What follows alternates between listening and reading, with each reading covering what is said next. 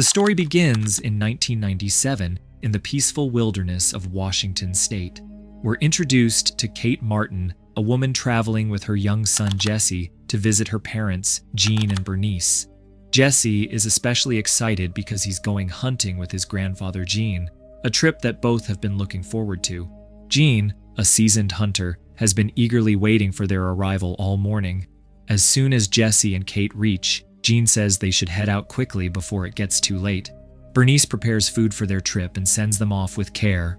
Jean drives them deep into the forest, parks the truck, and retrieves 2 rifles, one for himself and a smaller one for Jesse. They hike a bit, and Jean sets up a target to teach Jesse how to shoot. Soon, a deer appears. Jesse takes a shot and hits the animal, though it runs away injured. The two begin tracking the wounded deer. As they go further, Jesse grows hungry and stops briefly to pull out his sandwich. Jean, unaware that Jesse has paused, continues ahead and eventually spots the injured deer. He's happy to find it, but when he turns around, Jesse is nowhere to be seen. Alarmed, Jean shoots the deer, but quickly shifts his focus to searching for Jesse. At the same time, we see Jesse alone in the woods when he notices something strange hiding in the bushes, something not quite human. Instead of running, Jesse offers it his sandwich, but the figure quickly vanishes into the trees, prompting Jesse to follow it curiously. Running deeper into the forest, Jesse comes upon something bizarre, a freestanding staircase in the middle of the woods. There are no houses or buildings around, yet the stairs look freshly built, as if someone had just constructed them. Despite the surrounding wilderness, the steps look clean, solid, and out of place, almost too perfect to be natural. Fascinated, Jesse begins to climb the stairs. Meanwhile, Jean continues his desperate search. He finds Jesse's backpack abandoned on the ground, which only deepens his fear. This is a dense forest, full of dangers, and Jesse is just a child. As Jesse reaches the top of the staircase, he sees the same strange creature again, but it's clearer now. It's no ordinary animal. Terrified, Jesse turns to go back down, and when he saw that creature up close, he got quite scared. There, Jean, who was searching for Jesse, suddenly heard Jesse's screams. He started running toward the sound. When he arrives, he sees the staircase and no Jesse in sight. Suddenly, Jesse's voice calls out from behind the stairs. Something was dragging Jesse inside. Jean fires his gun, but it's useless. To save Jesse, Jean also went inside, and just like that, they disappear.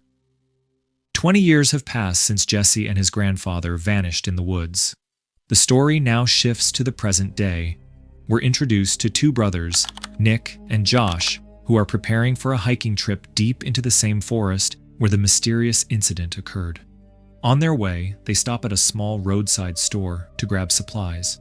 The store owner makes casual conversation, but quickly grows serious when he learns they're heading into those woods, especially during the time of the red moon. He warns them that many people have gone missing in that area over the years.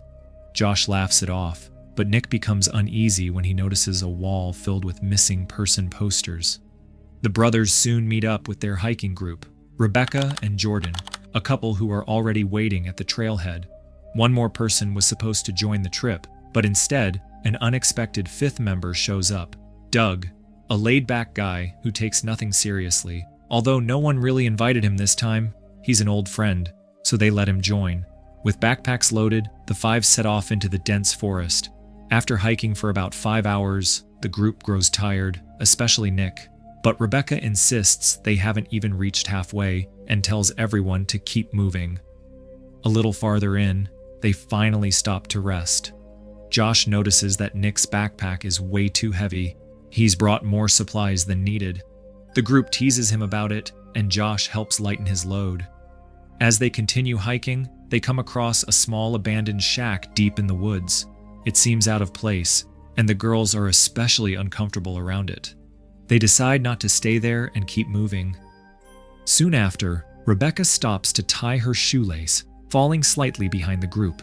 That's when she encounters a mysterious woman, barefoot, limping, and with a disturbing presence. Rebecca notices the woman's injured foot, but when she looks up to see her face, she's horrified. The woman's face was quite terrifying. She had strange-looking teeth and was making eerie sounds, which scared Rebecca so much that she shut her eyes tightly. When Rebecca opened her eyes, the woman had vanished. Her friends had already moved ahead, and Rebecca was feeling very scared. As she cautiously walked forward, she reached near the same cabin. What she saw there shocked her completely. That terrifying woman was already inside the cabin. Rebecca started screaming. When her friends heard her screams, they quickly ran to her. But in reality, Rebecca hadn't even moved from her place. The thing she saw was just a vision. The others rush to her and try to calm her down. They assume she's just exhausted and hallucinating, but something doesn't feel right. Trying to lighten the mood, Doug mocks her story and walks ahead. But Nick is still unsettled, especially after the store owner's warning. Moments later, they hear Doug scream. They rush to find his clothes scattered near a stream, but Doug himself is missing. Suddenly, he jumps out laughing. It was just a prank. The joke backfires, though, when they realize he's covered in leeches. Jordan burns them off with a lighter, and they all move on. But something in the forest is watching, and what lies ahead is no joke. They continue hiking. Soon they hear someone speaking nearby, an angry male voice shouting and pleading. Curious and concerned, they follow the voice and spot a strange man standing in the clearing, talking to someone. A woman sits in front of him, silent and motionless, her head lowered. She's the same eerie figure Rebecca saw earlier, with a pale face and unnatural presence. The man keeps repeating, "I'm sorry," as if begging forgiveness. When the group tries to help, they notice something terrifying. The man has a massive open wound on his head, as if part of his skull has been torn away. Despite this, he's still alive. Before they can understand what's going on, the man urgently tells them to run. Then the woman lifts her head and reveals a horrifying, twisted face. In her arms is a crying baby, but it's clear this is no normal child. Its shape is unnatural, a creature that looked almost like a larva. Driven mad by the baby's cries, the wounded man suddenly takes out a gun and shoots himself in the head, but even that doesn't kill him instantly. The group, now terrified, watches in horror as the woman calmly stands there, unaffected. In panic, they flee the scene, but in the rush, Nick's backpack is left behind. Night is falling fast. The forest feels darker, heavier, and more dangerous. The group stops to figure out what to do next. Nick wants to go back, but Jordan says it's too late. They'll have to spend the night in the forest. Josh tries to calm Nick down, but everyone feels the tension. They've come too far. No cell signal, no help nearby, and now something unnatural is clearly out there with them. As night settles in, the group prepares to camp in the middle of the forest. The atmosphere is tense. Everyone is shaken by what they witnessed: the strange woman, the disfigured man, and that inhuman baby. They're scared, but they try to hold themselves together. Doug, who's been carefree throughout the trip, decides to drink a homemade mushroom concoction, a hallucinogenic brew he brought along. It's clear that it starts affecting him almost immediately. His behavior becomes strange, erratic. The others retreat to their tents to rest, but Josh decides to stay awake and keep watch for safety. While everyone sleeps, Doug dozes off in his sleeping bag, drifting into a mushroom-fueled dream where he sees himself and Jordan together. But his dream turns into a nightmare when he wakes up and finds something pulling his sleeping bag across the ground. Dazed and confused, he barely has time to react before he sees a grotesque creature towering over him. It grabs him and begins dragging him into the forest. Doug screams in pain and terror. His cries echo through the woods and wake the others. They rush out of their tents, only to discover Doug is gone. His sleeping bag is missing, and they see drag marks leading into the darkness. They follow the trail, desperate to find him. Along the way, they find one of Doug's shoes, then his ripped sleeping bag, but no sign of Doug himself. Jordan suggests it could have been an animal attack, but Nick loses his temper. What kind of animal does this? No one has answers. Rebecca suggests taking a shortcut to reach the nearby ranger station, but Josh refuses to leave without finding Doug. To make matters worse, Rebecca had forgotten to bring the map, so now they're truly lost. Then, through the trees, they spot a strange glow in the distance.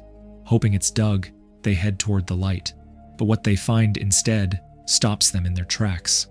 The same mysterious staircase that Jesse had discovered 20 years ago. The structure is eerily out of place and now surrounded by glowing lights. Yet there's no source for the electricity. It feels wrong. Josh, ignoring Nick's warnings, climbs the staircase. As Josh comes down, he notices a red door tucked to the side of the stairs. It had been hidden from view.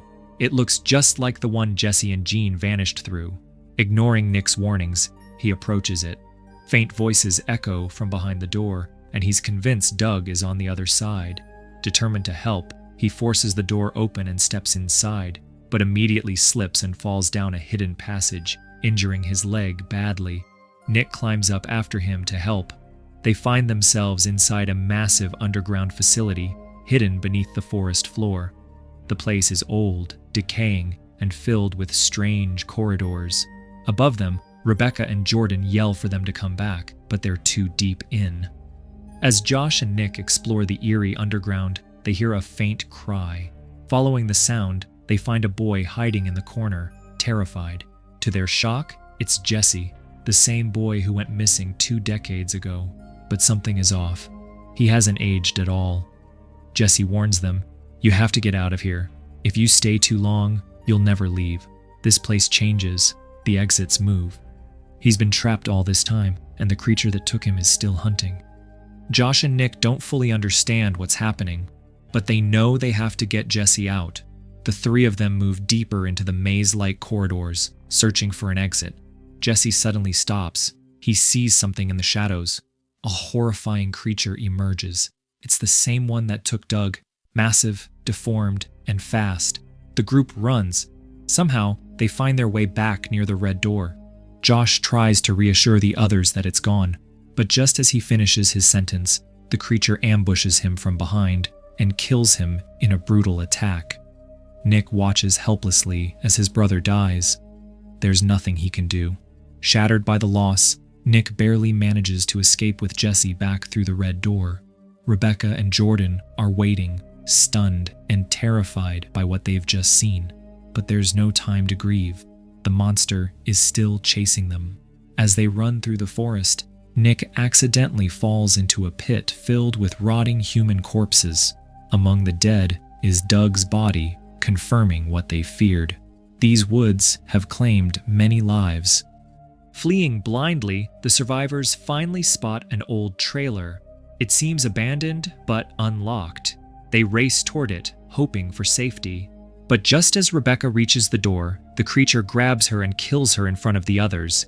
Nick slams the trailer door shut just in time, trapping himself, Jesse, and Jordan inside. The monster isn't gone. It's outside, circling. Nick is heartbroken and furious. He's lost his brother Josh, his friend Doug, and now Rebecca. Sitting on the trailer floor, he breaks down and says, "I couldn't save my brother. He was always there for me, and I just ran." Jordan tries to comfort him. "This wasn't your fault, but you can still save us." Just then, Jesse, who's been quiet, begins to speak. He reveals something terrifying. The creature won't stop. It always hunts. Once it picks up your scent, it keeps coming until it feeds. It hunts for its young. As Nick tries to understand how Jesse survived for 20 years without aging, he finally asks, "How did you stay alive all this time?" Jesse is just about to answer, but before he can say a word, the entire trailer begins to shake. After the monster flees and everything falls silent, the 3 survivors sit quietly inside the trailer, catching their breath. In that moment of calm, Jesse finally tells Nick his name. Nick freezes. The name sounds too familiar. His mind races back to childhood. He stares at Jesse, confused, then realizes, wait, Jesse? Jesse who went missing 20 years ago? He remembers now. Jesse wasn't just a name from a news story. He was Nick's classmate, a kid who vanished without a trace when they were both young. Hearing all this, Nick struggles to believe it. He's now a grown man, but Jesse hasn't aged at all. He still looks exactly like the boy who vanished 20 years ago. Jesse finally explains. When he was pulled through the red door, he felt as if he had entered another dimension. It wasn't just a different place. It operated on different rules. Time, space, Everything felt strange.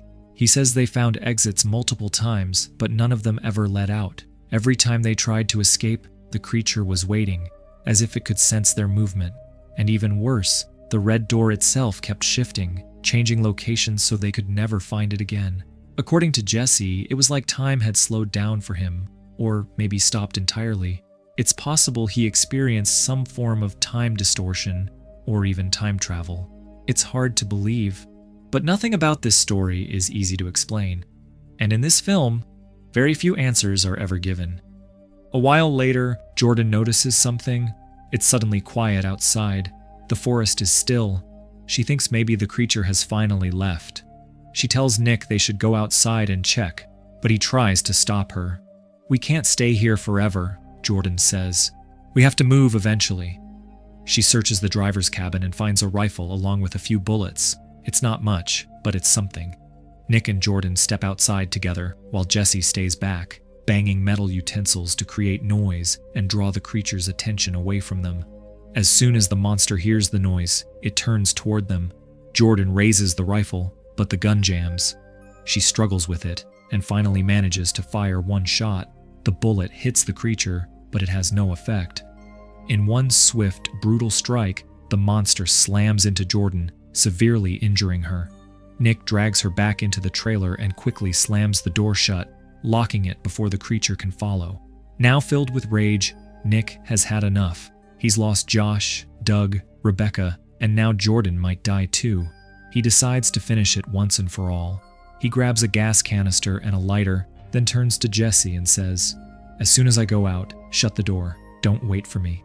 Nick runs outside and throws the gas can far into the clearing. As expected, the creature follows. The moment it comes close, Nick throws the lit lighter. A fireball erupts. The monster is engulfed in flames, howling in pain as it flees into the forest. It's unclear if it's dead, but it's finally gone. Nick looks around and sees something surreal. The mysterious staircase is now burning too, as if it's tied to the creature's fate. Just then, Jesse comes up beside him and quietly says, "I want to go home now." As morning light breaks through the trees, we see rescue teams arrive in the forest. Police and medics find Nick and Jesse alive and bring them to safety. The police are stunned when they confirm Jesse's identity. He is indeed the same boy who went missing 20 years ago, and somehow he hasn't aged a single day. Soon after, Nick's mother and grandmother arrive. When they see Jesse, they're overwhelmed. Tears fall.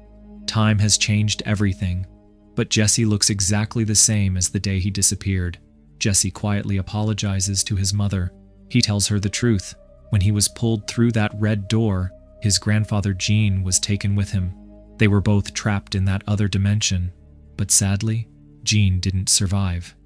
After a full police investigation and questioning, Nick is cleared and released. In the film's final moments, we see Nick and Jesse sitting together, slowly beginning to recover, physically and emotionally. From everything they've endured, the screen fades to black. The film intentionally leaves major elements unexplained, and that's a deliberate storytelling choice rooted in cosmic horror and existential mystery, genres where the unknown is scarier than the known. Allowing viewers to form their own theories. Maybe the staircase is an interdimensional portal where time flows differently, and the monster may be a guardian or predator from that realm. It could be the result of a failed government experiment, suggested by the hidden underground facility. The shifting exits hint at a dimensional trap. The film leans into cosmic horror, where the fear comes not from what you know, but from what you never truly understand.